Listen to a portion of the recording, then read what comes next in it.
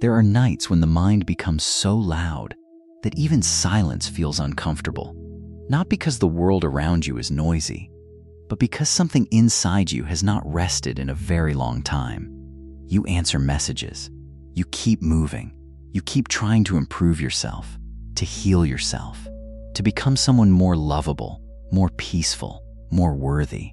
And maybe no one notices how tired you really are, because from the outside, your life still appears functional. But deep inside, there is a quiet exhaustion that never fully leaves. The exhaustion of constantly trying to deserve your own existence. A part of you still believes that if you stop striving, if you stop proving, if you stop becoming more, then love will disappear, peace will disappear, people will disappear. So the mind keeps running. Like wind across the surface of a lake, thought after thought keeps disturbing the water. And somewhere beneath all that movement, beneath the overthinking, the emotional noise, the endless inner pressure, there is a version of you that has become difficult to hear.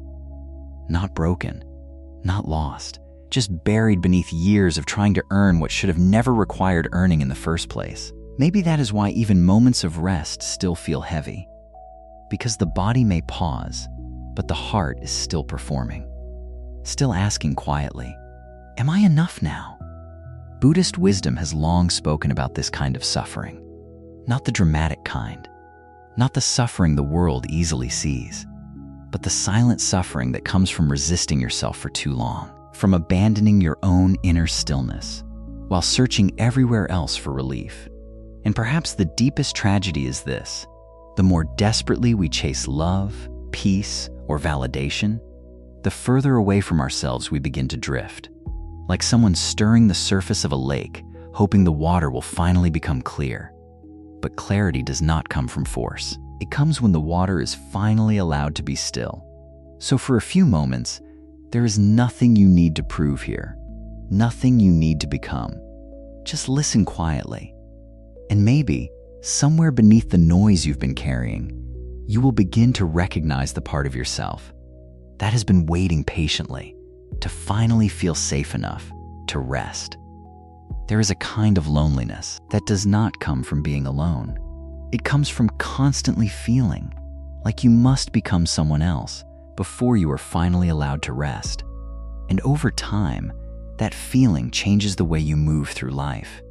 You begin measuring your worth through reactions, through attention, through whether people stay, through whether you are needed, desired, chosen. Even your moments of self-improvement quietly become negotiations for love. You tell yourself you are healing, growing, working on yourself. But beneath that effort, there is often a frightened part of the heart still whispering, if I become better, maybe then I will finally be enough. And that is such a painful way to live, because no matter how much you accomplish, the nervous system never truly relaxes. The mind keeps searching for the next thing to fix, the next version of yourself to become, the next proof that you deserve peace, like someone standing beside a lake, unable to stop stirring the water with their own hands, then wondering why the reflection never becomes clear.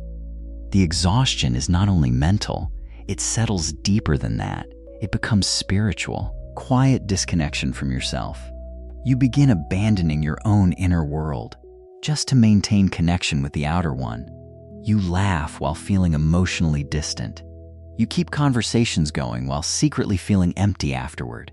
You stay busy because silence has started to feel unfamiliar. And sometimes, when everything finally becomes quiet at night, the loneliness underneath all the stimulation rises to the surface. Not dramatic loneliness, just the soft ache of realizing how long you have been emotionally surviving.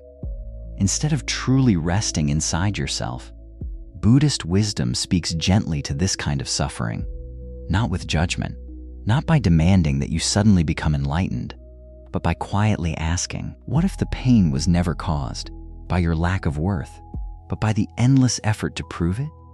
For so much of life, we are taught to chase success, chase love, chase validation, chase certainty, chase becoming. And slowly, without noticing, the chasing itself becomes our identity, We no longer know how to sit still emotionally. Stillness begins to feel unsafe, because when the mind finally becomes quiet, everything we were trying to outrun starts becoming visible. The fear of rejection, the fear of being unseen, the fear that without performance, there may be nothing lovable left. So the mind keeps moving, keeps grasping, keeps creating noise, not because it enjoys suffering, but because movement feels safer than stillness.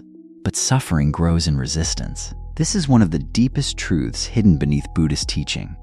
The tighter the mind grips for worthiness, the more fragile peace becomes, because peace cannot survive inside a nervous system constantly trying to earn permission to exist. And maybe that is why even love can begin to feel heavy, because when someone gives affection to a heart that secretly believes it is unworthy, the heart becomes afraid to lose it, afraid to disappoint, afraid the love will disappear the moment the performance stops. So even beautiful things become exhausting to hold, not because love itself hurts, but because fear quietly attaches itself to everything. And this is where so many people become emotionally lost. They think they are searching for happiness, but what they are truly searching for is relief from the pressure of having to constantly prove themselves, relief from the inner voice that turns existence into a test, relief from the feeling that rest must be earned. Imagine a lake before dawn, no wind, no movement, no force disturbing the surface. The water does not struggle to reflect the sky. It reflects naturally because it is still. In the same way, the heart was never meant to force itself into worthiness. Your deepest nature does not emerge through pressure. It emerges through allowing, through softening, through no longer fighting yourself every moment of the day. And perhaps this is what your exhaustion has been trying to tell you all along. Not that you are weak, not that you are failing, but that the soul becomes tired when it spends too many years abandoning itself in order to feel accepted. There is a grief in realizing how often you have spoken harshly to yourself while desperately wanting gentleness from others. How often you ignored your own emotional needs while hoping someone else would finally notice them. How often you treated your own heart like a problem to solve instead of a living thing asking to be cared for. The mind says, if I can just fix myself completely, then I will finally deserve peace. But peace does not arrive. At the end of self-rejection, peace begins the moment self-rejection starts dissolving, slowly, quietly, like disturbed water gradually settling back into stillness.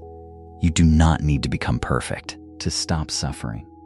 You do not need to earn softness. You do not need to achieve enough worthiness before you are finally allowed to breathe deeply inside your own life. This moment, right now, even here, beneath the overthinking, beneath the exhaustion, beneath the fear, there is still a part of you that has never stopped being whole, a part untouched by failure, by rejection, by comparison, by performance. But it has become difficult to hear because the mind has been shouting for so long. So instead of forcing yourself to become someone new, what if you simply stopped abandoning yourself? What if healing is not becoming more, but finally sitting beside yourself, without trying to disappear, without trying to earn the right to be loved, without trying to negotiate for your own belonging? The lake becomes clear, not because it tries harder, but because it finally stops resisting stillness. And maybe the same is true for the heart. Maybe clarity does not come when you finally become enough for the world.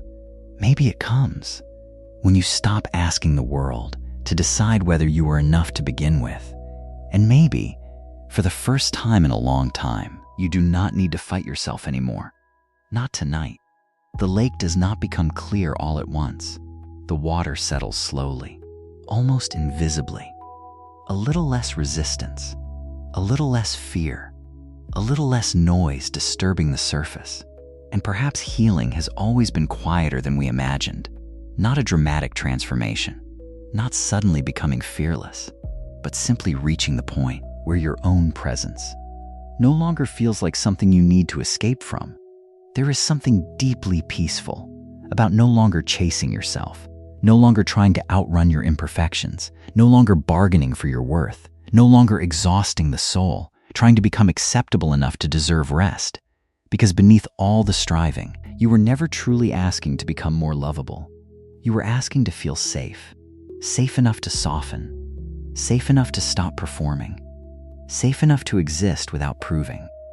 And slowly, the heart is learning. Learning that stillness is not emptiness. Learning that silence is not abandonment. Learning that your value does not disappear the moment you stop struggling. So let the mind loosen its grip a little now.